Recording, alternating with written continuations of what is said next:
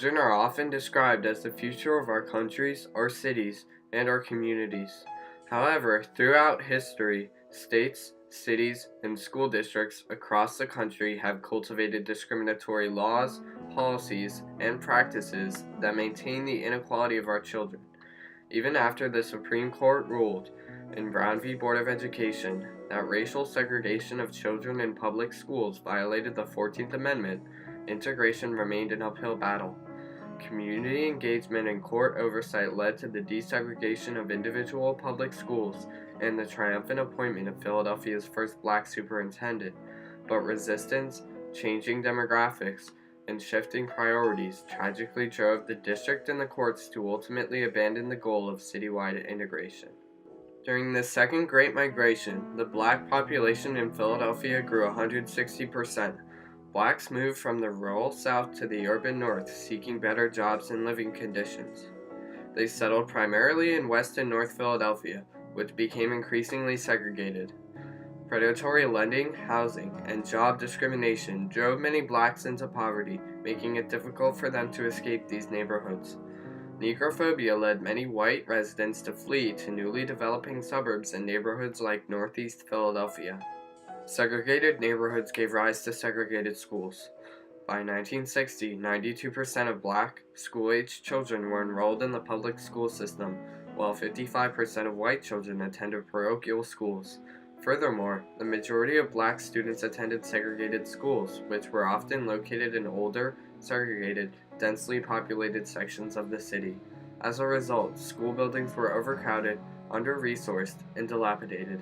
The School District of Philadelphia, or SDP's, long-standing practice of prohibiting black teachers from teaching white students reinforced segregation, even after the policy was officially ended in the mid-1930s. World War II inspired a campaign for equal treatment of blacks by organizations such as the National Association for the Advancement of Colored People. The NAACP successfully challenged school segregation on a national level with Brown v. Board of Education in 1954, which galvanized communities across the country to demand integration. Community groups such as the Emlyn Federation of Civic Organizations, or EFCO, emerged in the racially changing neighborhoods of West and Northwest Philadelphia to take steps towards integration. EFCO is the first of these organizations to triumph by holding the school district accountable in court. The Emlyn Public School had become overcrowded and segregated due to excessive student transfers of both black and white students in the late 1950s. As a result, the day school was built nearby to reduce overcrowding. Although both schools were located in the diversifying Mount Airy neighborhood of Northwest Philadelphia, their boundary lines were drawn to ensure their segregation. When black teachers were assigned to Emlyn, white parents assumed the district had declared it an all-black school and transferred their children out. After the SDP refused to address their concerns, EFCO partnered with the Philadelphia NAACP to take legal action. In Chisholm v. Board of Public Education, a federal lawsuit filed in 1961, the plaintiffs argued that the SDP purposefully established racist school policies, practices, and boundaries to create segregated schools. The court ordered the district to formulate a plan for desegregating its schools and submit regular progress reports. Community engagement and court oversight had triumphed over racism and resistance. Although Chisholm was expected to be a Northern Brown, it accomplished little. The Lewis Committee, appointed by the judge to prepare recommendations for the SDP, formulated a report that was not prescriptive enough to prompt real change, and the school district ignored it. The national NAACP did not provide enough support to bring a stronger case, and the local chapter did not have the resources to survey conditions in the public schools. We didn't have the manpower to examine the histories of so many individual school systems to prove intent. The case was dismissed in 1971. Tragically, EFCO's attempt to bring about desegregation through the federal court had failed. The Pennsylvania Human Relations Commission, or PHRC, continued to battle the SDP in the Commonwealth Court, established in 1955 to address the problem of de facto as well as de jure segregation. The PHRC filed 11 lawsuits over 40 years to force the district to present and comply with a satisfactory plan to desegregate its schools. The PHRC oversaw district plans that included the creation of magnet schools and programs to appeal to a diverse student body, with voluntary busing and school transfers of black and white students and teachers. Although busing had long been used to ease overcrowding, white families protested when integration was the goal. In an effort to stem white flight, the SDP began to experiment with magnet schools in the 1960s. Tragically, some voluntary transfers to magnet schools had the opposite effect. Even after the Samuel Gompers School was converted to a magnet school in 1971, only 2% of its students were white, far below the predicted 31%. Located in the predominantly white overbrick section of West Philadelphia, most of the neighborhood children continued to attend private schools.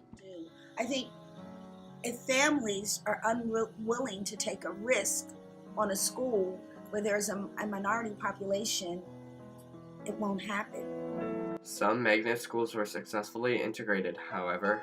By 1979, the new Carver High School of Engineering and Science triumphantly enrolled almost 300 freshmen in North Philadelphia, with the number evenly balanced between whites and minorities. Nevertheless, only 2 out of 6 magnet schools established in the 1970s actually fostered integration. Tragically, only 6% of Carver students are white today. And although 19 magnet schools and 12 magnet programs were created by 1994, the PHRC found that their modest success did not influence the overall desegregation of Philadelphia's school district. However, the PHRC successfully supervised teacher integration at schools across the district. In 1969, the SDP finally began to implement teacher assignment and transfer policies to achieve a racially balanced faculty. One of the teachers hired and promoted under this policy was Constance Clayton, who was triumphantly appointed the district's first black female superintendent in 1982. Clayton proposed a plan with clear goals that identified specific schools for desegregation through voluntary busing and additional resources to improve low-achieving, mostly black and Hispanic schools. By 1987, the number of students in desegregated schools had increased by 55%. The pace of white flight had slowed. There were 34 newly desegregated schools, and the teaching staff of every school in the city had been integrated. Despite these triumphs, Clayton's plan fell short. The PHRC continued to push for mandatory busing, while the SDP argued that it would bring significant resistance, white flight, as well as the movement of middle-class blacks. Meanwhile, a new report on education unveiled by President Reagan in 1983 shifted the focus from integration to student achievement. Last year's gain on SAT scores will have to be repeated for more than a decade before we achieve the levels of the mid-60s again. Your commission notes that our education policies have squandered the gains of the Sputnik area. The statistics I just cited underscore the decline in student achievement. By the time the PHRC's case against the school district was resolved in 2009, school choice was the preferred strategy for reform. In the short term, voluntary busing of students to some magnet and neighborhood schools had modest success. Where integration was implemented, it was often popular and effective, and according to Ralph Smith, architect of Clayton's voluntary desegregation plan, it has served to mobilize attention, resources, and energy in support of educational improvements that otherwise may not have been made.